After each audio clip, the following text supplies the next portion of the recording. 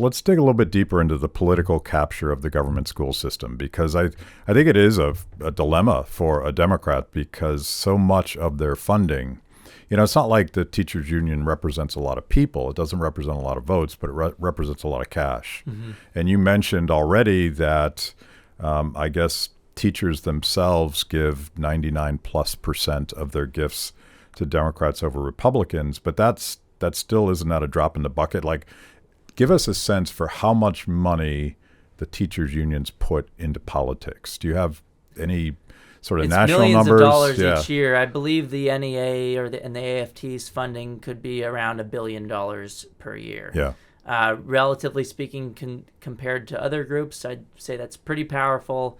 But they also do have power in numbers. They are a voting bloc too, and they're a special interest group that can funnel money that is coursed from the taxpayers towards their preferred candidates.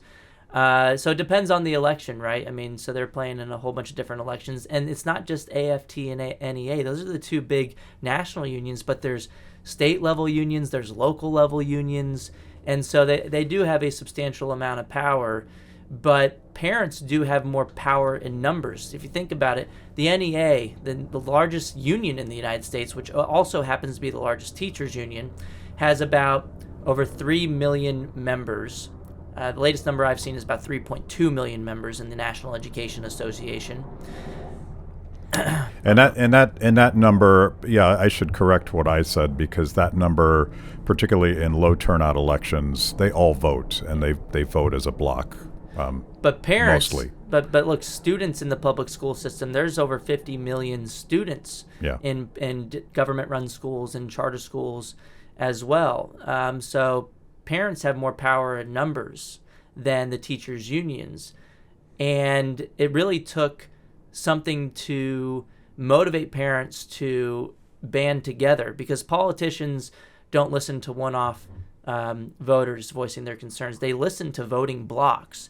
And the parent party, this parent voting bloc, has emerged over the past couple of years because of the actions of Randy Weingarten and the teachers union overplaying their hand. I mean, in Los Angeles, they were calling for a wealth tax, Medicare for all, police-free schools, and a massive infusion of federal cash, in addition to a ban on charter schools, their competition, in their report on safely reopening schools. You had the Chicago Teachers Union, which is an affiliate of Randy Weingarten's union in Chicago, and they were tweeting out that the push to reopen schools is rooted in racism, sexism, and misogyny. They were actually really trying to make that argument against reopening schools. They pretty quickly deleted that tweet after it got ratioed into oblivion. Also, after I replied with a CNN headline that was about a study showing that, if anything, the school closures were leading to more inequities by leading to worse outcomes for Black and Hispanic students and also for low-income students. And they later deleted the tweet.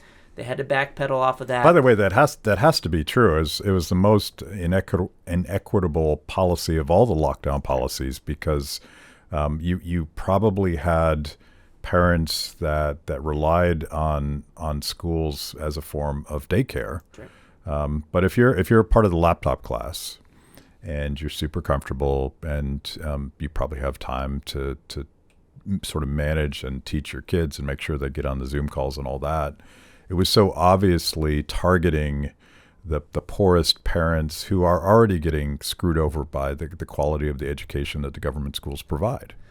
Yeah, the school closures are one of the best examples of systemic racism we have in the country today, and more particularly the government school system overall. We have residentially assigned schools with district lines that mirror redlining in the 1930s. So if you want to talk about systemic racism, we should look at the public school system. The problem is the people who usually use the term systemic racism, they only use that as a hammer against the policies they dislike, and they ignore it when it comes to the policies they do like, or they'll use it as a hammer against the school system and say, this is why we need the policy that I do like, which is just more funding. We can't erase those district lines and allow for school choice. We instead have to spend $1 billion per student, which gives more money to the teachers unions, which gives more money to the Democratic politicians, who I already agree with.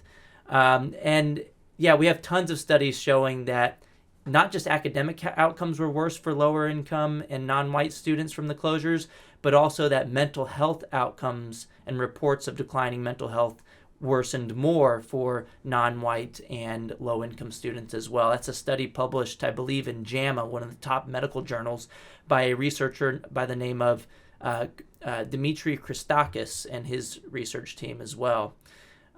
We also found there was a Yale study finding the same thing, that less advantaged populations who were already not doing as well in the school system had worsening outcomes, even more so as associated with the school closures. So look, but the parents are pushing back. A lot of people have asked me, like, how long is this momentum for school choice going to last?